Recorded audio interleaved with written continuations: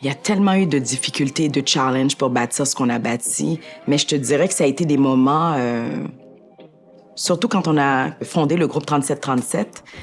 Je pense que le rêve, quand France m'est arrivé avec l'idée en 2010, parce que ça a pris quand même 2 ans pour la préparation de l'acquisition de l'édifice, ça a été une période super extraordinaire parce que tu sais que tu vas léguer un legs, tu prends une responsabilité, tu as réussi quand même dans tes entreprises et tu te dis, est-ce que tu prends la route de continuer à vivre et do what you gotta do without not necessarily giving back and just do what you gotta do and enjoy life to the fullest, or de redonner, de prendre le temps de décortiquer ce qui se passe dans cette institution-là de notre société. Fait qu'on s'est dit qu'on allait le faire. Mais en le faisant, en tout cas peut-être pour moi, j'avais pas nécessairement réalisé que ça allait prendre plusieurs années avant qu'on puisse bien faire comprendre la mission et la culture et le mouvement derrière le groupe 3737. Alors, pendant ces années-là, durant le temps que la diversité n'était pas sexy, il fallait injecter des fonds continuellement.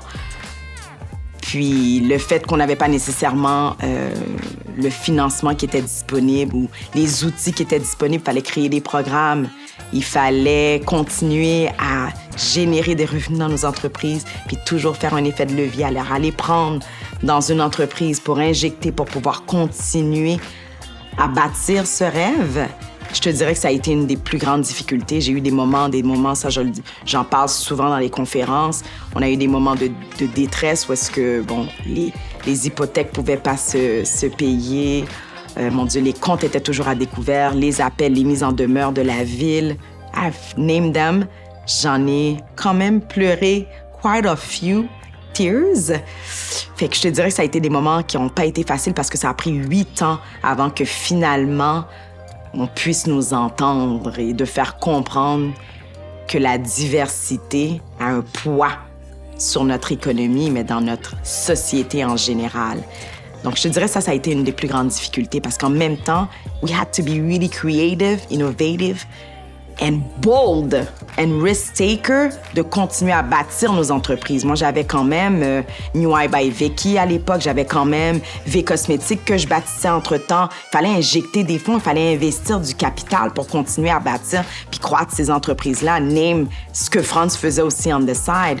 Alors ça a été une des grandes difficultés, mais ça n'a pas de prix, ça n'a aucun prix aujourd'hui. Tu sais, c'est la beauté, je te dirais, quand tu vas au-delà de réussir financièrement, c'est your reason, the why you're doing this, why you're on this earth. So ça n'a pas de prix, puis c'est ça qui te rend heureux et c'est ça qui nous rend heureux aujourd'hui, de surmonter ces difficultés-là.